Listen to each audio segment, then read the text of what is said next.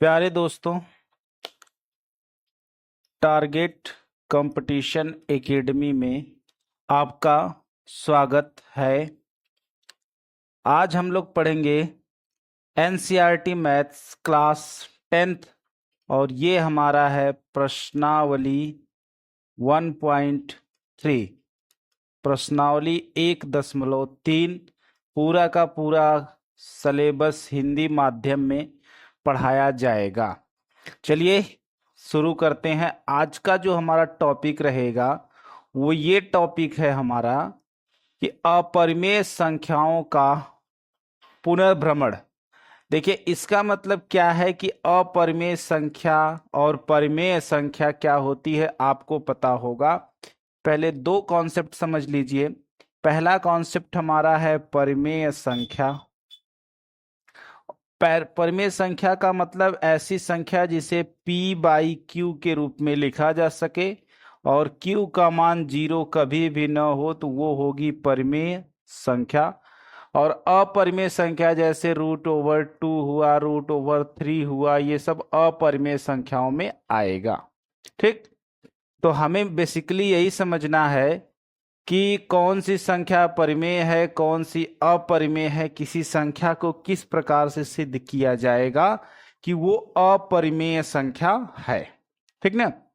चलिए मान लीजिए कि P एक प्रमेय है। यहाँ पे आपको पढ़ना है कि मान लीजिए कि P जो है एक अभाज्य संख्या है और P जो है a² को विभाजित करता है, तो P जो है a को भी विभाजित करेगा। पहले ये समझ लीजिए। मान लीजिए हम a² बराबर मान लेते हैं 36 और इसको विभाजित करता है 3, तो a की वैल्यू आएगी यहां से 6, तो ये 3 जो होगा ये 6 को भी विभाजित करेगा। ये कॉन्सेप्ट इसमें चलेगा आपका। ठीक, आइए थोड़ा सा इसको समझते हैं, क्योंकि जब आप क्वेश्चन लगाने जाएंगे तो इसकी बड़ी जरूरत होगी। मान लेते हैं कि माना सॉल्यूशन या प्रूफ इसका हम कैसे करेंगे। प्रूफ मान लेते हैं कि माना है ना a जो है संख्या a के अभाज्य गुणनखंड निम्न है। मान लेते हैं कि इसके अभाज्य गुणनखंड है, अभाज्य गुणनखंड निम्न है। आपको सिर्फ ये मानना है क्या क्या है अभाज्य गुणनखंड। जैसे अगर 12 का अभाज्य गुणनखंड 2 × 3 होता है, ऐसे लिखते हैं, उसी तरह से हम मानेंगे कि a के अभाज्य गुणनखंड p1 का into p2 p3 dot dot करके pn है। और पुनः अगर हम ऐसे मान लें कि a² बराबर, अब 2 बार a लिख लिया जाए, p1 p2 p3 dot dot dot pn, और एक बार और इसी को p1 p2 p3 dot dot dot pn।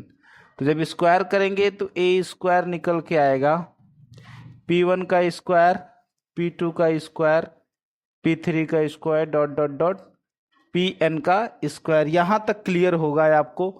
अब ये जरूरी नहीं है कि जैसे मान लीजिए ये p1 है, ये p2 है, ये p3। अब यहाँ पे p1 p2 आप देख रहे हैं कि एक ही संख्या है।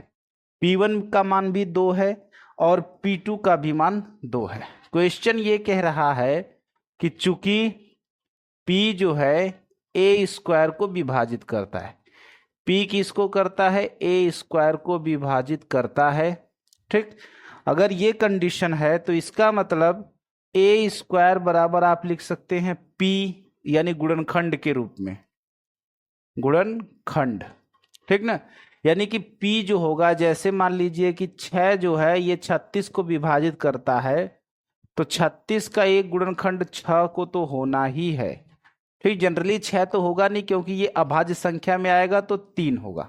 3 एक गुणनखंड अवश्य होगा इसका। ठीक, तो इसी तरह से अद्विता के कारण अगर कभी ऐसा हो रहा है कि p जो है a² को काट रहा है, तो इसका मतलब p जो है वो a को भी विभाजित करता है। विभाजित करेगा। क्लियर? इतना ही आपको समझना है, इसमें बहुत ज्यादा माथापच्ची करने की जरूरत नहीं है। आइए क्वेश्चन समझते हैं। अब क्वेश्चन है कि सिद्ध कीजिए कि √2 एक अपरिमेय संख्या है। आपको ये सिद्ध करना है और इसका प्रूफ करने के लिए हम लोग थोड़ा सा इसका अपोजिट मान हम लोग मानेंगे। मान लेते हैं कि माना √2 एक परिमेय संख्या है, उल्टा मान लिया गया, परिमेय संख्या है। अगर हम इसको सिद्ध कर लेंगे तो हमारा कथन गलत हो जाएगा। तो इसका मतलब कि √2 एक अपरिमेय संख्या है। अगर ये हम सिद्ध कर लेते हैं कि √2 परिमेय है, इसको अगर हम सिद्ध कर पा रहे हैं तो ये हमारा कथन जो है सत्य होगा, लेकिन क्वेश्चन के विरोध में होगा, तब जाके क्वेश्चन वाली बात सही होगी। समझना है आपको? चलिए देखिए कैसे इसको लगाएंगे, बस ये समझिएगा। पहले तो हम ये मान लेते हैं कि माना √2 जो है एक परिमेय संख्या है। अगर √2 परिमेय संख्या है तो किसी भी परिमेय संख्या को आप p/q के रूप में लिख सकते हैं। तब √2 बराबर लिख सकते हैं p/q। और एक कंडीशन और आएगी कि q का मान 0 के कभी भी बराबर नहीं होगा। जैसे मान लीजिए कि 4/8 एक परिमेय संख्या है, तो इसको हम विभाजित भी कर सकते हैं। कोई एक ऐसा उभयनिष्ठ गुणनखंड होगा जिससे इसको काटने पे 1/2 आपको मिलेगा, ठीक ना? यानी एक नई संख्या मिलेगी अगर इसका कोई गुणनखंड है। ठीक है, तो मान लेते हैं कि माना किसी उभयनिष्ठ का मतलब जो दोनों को विभाजित करे। किसी उभयनिष्ठ गुणनखंड से विभाजित करने पर, अगर इसको उभयनिष्ठ गुणनखंड से विभाजित किया जा रहा है तो क्या रिजल्ट आएगा देखिएगा। विभाजित करने पर ये होगा कि √2 जो होगा एक नई संख्या a/b के बराबर होगा, जो एकदम सिंपलेस्ट फॉर्म में होगा। अब इसको आप काट नहीं सकते हैं। यहां पर क्या होता है, यहां पर a और b सह अभाज्य है, क्योंकि अब ये कटेंगे नहीं। a और b सह अभाज्य है। सह अभाज्य का मतलब जैसे 3/5 हुआ, इसका HCF निकालेंगे तो 1 आना है, तो ये सह अभाज्य संख्याएं हो जाती हैं। समझ में आ रहा है आपको? तो मान लेते हैं कि ऐसा कुछ हुआ कि किसी एक संख्या से काटने पर √2 बराबर इतना मिल गया। अब क्या करना है, दोनों पक्षों का वर्ग कर दीजिए। दोनों पक्षों का वर्ग करने पर, चलिए वर्ग अगर हम लोग कर देंगे तो मिलेगा 2 बराबर a²/b²। वर्ग करने पर √ हट जाएगा, या इसको 2 का गुणा, ये इसके बटा 1 मानिए, ऐसे क्रॉस मल्टीप्लाई कराइए तो 2b² बराबर a² आपको मिल जाएगा। इसका मतलब ये हुआ कि अगर हम इसको ऐसे लिखें कि a² बराबर 2 × b², तो ये गुणनखंड के रूप में हो गया, अर्थात 2 जो है 2 a² को विभाजित करेगा, a² को विभाजित करेगा। करेगा कि नहीं करेगा? करेगा। अगर गुणनखंड के रूप में लिख रहे हैं तो 2 जो है a² को विभाजित करेगा। इसको मान लीजिए इक्वेशन नंबर a मान लेते हैं हम लोग, ठीक ना? अब अभी जो पीछे प्रमेय पढ़े हैं, तब 2 अगर a² को विभाजित कर रहा है तो 2 जो है a को भी विभाजित करेगा। अभी आपको पीछे प्रमेय पढ़ाई गई है कि अगर p जो है a² को काट रहा है तो p जो है a को भी काटेगा। ठीक। तो अगर ये वाला जो a है, मैं कलर बदलता हूं, जरा ध्यान से समझिए, या हाईलाइट करता हूं, ये वाला जो a है अगर ये कट रहा है किसी संख्या से, तो इसका मतलब ये हुआ कि ये जो है कथन जो हमारा है उसका विरोधाभास है। इसका मतलब ये हुआ कि a का कम से कम एक गुणनखंड मिल रहा है, a का कम से कम एक गुणनखंड मिल रहा है, अर्थात a का एक गुणनखंड 2 होगा, एक गुणनखंड 2 होगा। अगर ऐसा हो रहा है कि एक का एक गुणनखंड 2 है, तो ये कथन a का विरोधाभास है। तो कथन a का विरोधाभास है, विरोधाभास है। अब मैं हाईलाइट कर रहा हूं, इसको समझिएगा। यानी ये वाला टर्म जो है आपका, ये वाला, यानी ये वाला और ये वाला दोनों एक साथ सही नहीं हो सकते हैं। अगर सही हो जाएंगे तो √2 एक परिमेय संख्या हो जाएगी, लेकिन ऐसा नहीं है, दोनों कथन एक दूसरे के विपरीत हैं, इसलिए हमारी कल्पना गलत है। इसलिए हमारी जो हमने मान रखा है कल्पना गलत है। अतः सिद्ध है कि अब जब हमारी कल्पना गलत है तो ये सिद्ध हो चुका है कि √2 एक अपरिमेय संख्या है। ये परिमेय नहीं बल्कि कैसी संख्या है? अपरिमेय संख्या है। ठीक है, ये आपका कथन होता है प्रूव। यहां पर ये आपका कथन प्रूव्ड हो चुका है। ठीक ना। चलिए, ये तो आपको समझाने के लिए था, आप इस तरह से लगा लीजिएगा। ठीक ना। अगर मान लीजिए इसी तरह का एक और क्वेश्चन हम ले लें। क्वेश्चन ये कह रहा है कि √3 एक अपरिमेय संख्या है। अब देखिए इसको कैसे लगाएंगे, माना सेम टू सेम मानेंगे। √3 एक परिमेय संख्या है, परिमेय संख्या है। जब ये परिमेय संख्या होगी तब √3 बराबर p/q होगा। ठीक ना, p/q होगा। ठीक। अब क्या करना है आपको, कुछ मत करिए, दोनों पक्षों का वर्ग कर दीजिए। दोनों पक्षों का वर्ग करने पर, दोनों पक्षों का वर्ग करेंगे तो मिलेगा 3 बराबर p²/q², या इसको ऐसे लिख सकते हैं p² बराबर 3q², या p² बराबर 3 गुणे q²। अर्थात इसका मतलब ये होगा कि p² का एक गुणनखंड 3 होगा। श्योर है कि 3 होगा, क्योंकि 3 इसके गुणनखंड में आ रहा है यहाँ पे। ठीक ना। अब देखिए, अतः p जो है p² 3 से विभाजित है, विभाजित है। ठीक।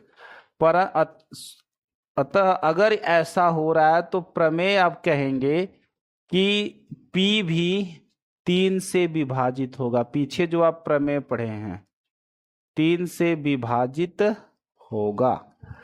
तो अब बताइए कि अगर कोई संख्या 3 से उसका कोई न कोई गुणनखंड आ रहा है तो वो परिमेय संख्या कैसे होगी। जैसे मतलब मान लीजिए, माना, ठीक ना, √3 बराबर a/b, यानी कि सह अभाज्य,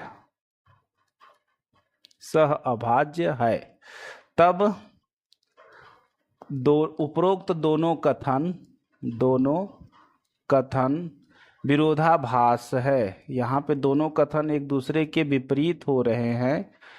अतः हम कहेंगे, अतः सिद्ध है कि √3 एक अपरिमेय संख्या है, √3 एक अपरिमेय संख्या है। ये आपका कथन यहाँ पे प्रूव्ड होगा। ठीक है, इस सवाल में ज्यादा आपको दिमाग नहीं लगाना, सिर्फ अगर आप इसको विरोधाभास प्रूव कर चुके हैं तो ये आपका क्वेश्चन प्रूव हो जाएगा। ठीक ना। अब देखिए एक क्वेश्चन और है, दर्शाइए कि 5 माइनस √3 एक अपरिमेय संख्या है। कुछ नहीं करना है आपको, सिंपल एकदम वही चीज मान लेनी है। क्वेश्चन का प्रूफ लिखते हैं, माना 5 माइनस √3 एक परिमेय संख्या है।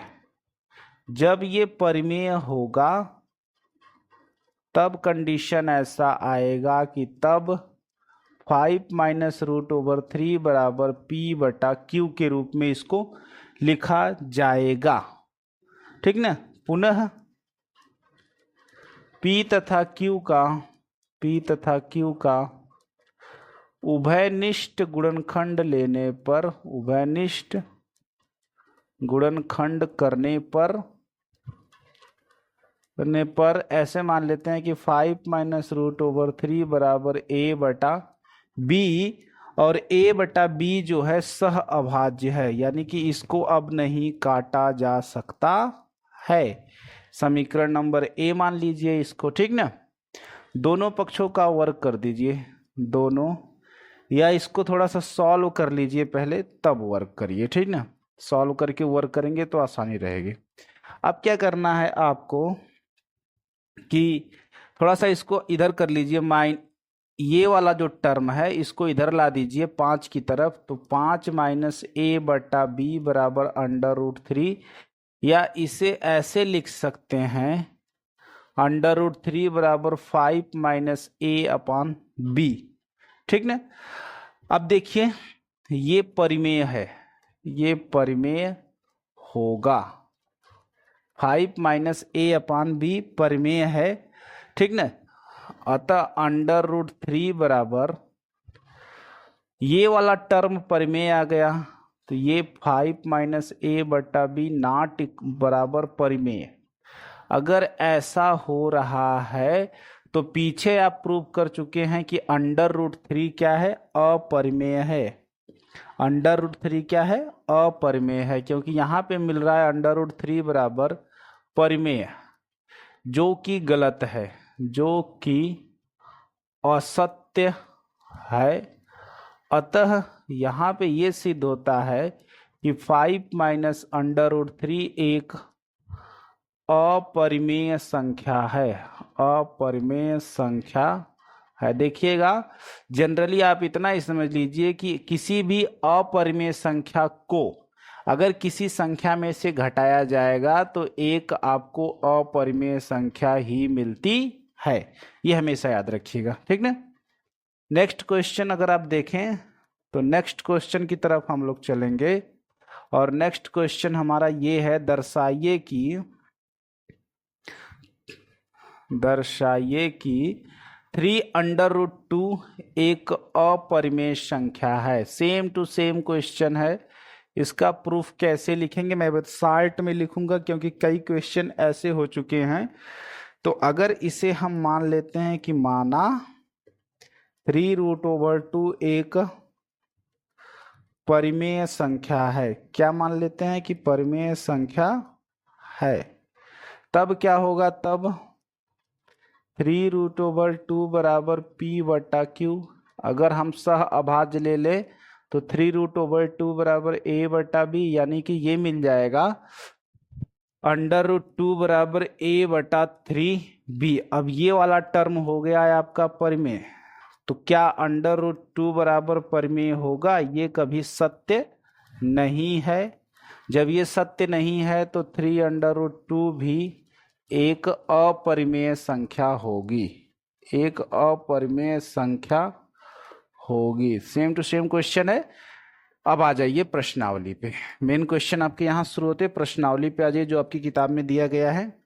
प्रश्नावली ये है कि सिद्ध कीजिए, क्या सिद्ध करना है आपको, कि सिद्ध कीजिए कि √5 एक अपरिमेय संख्या है। √5 क्या है? एक अपरिमेय संख्या है। अब इसका हम प्रूफ कैसे लिखेंगे ध्यान से समझिएगा, ठीक ना।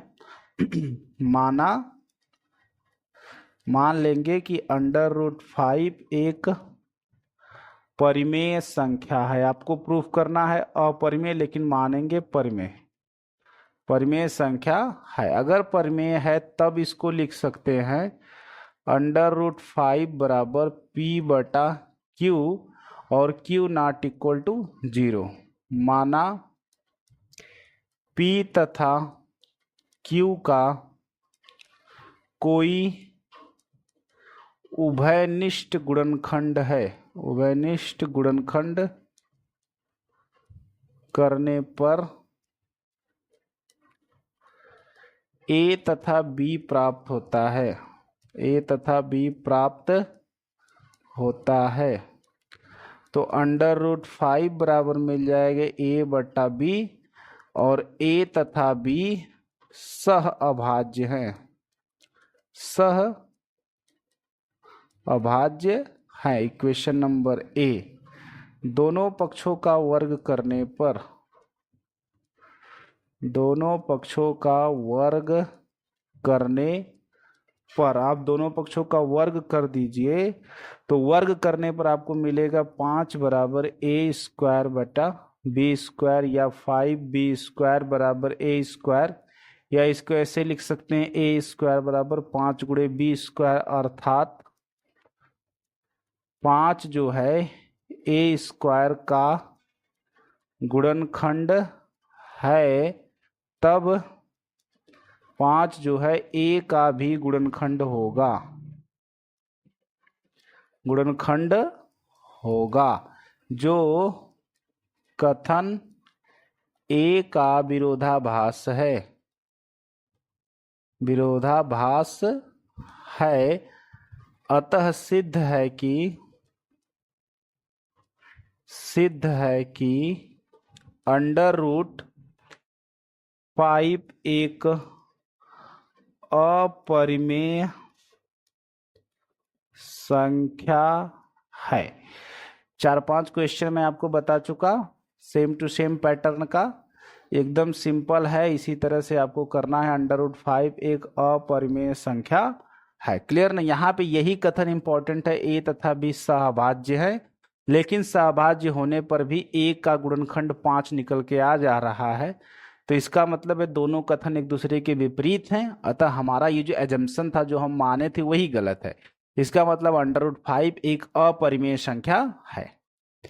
अब इसका दूसरा क्वेश्चन देख लीजिए। क्वेश्चन नंबर 2 इसका है कि सिद्ध कीजिए कि 3 + 2 √5 एक अपरिमेय संख्या है। सिद्ध कीजिए कि 3 + 2 √5 एक अपरिमेय संख्या है। अभी मैं पीछे आपको बताया हूं, यहां पे मैं इसको साल्ट में बताऊंगा कैसे इसको लगाएंगे। मान लेंगे कि यह 3 + 2 √5 एक परिमेय संख्या है, तो इसे लिखा जा सकता है 3 + 2 √5 बराबर P/Q।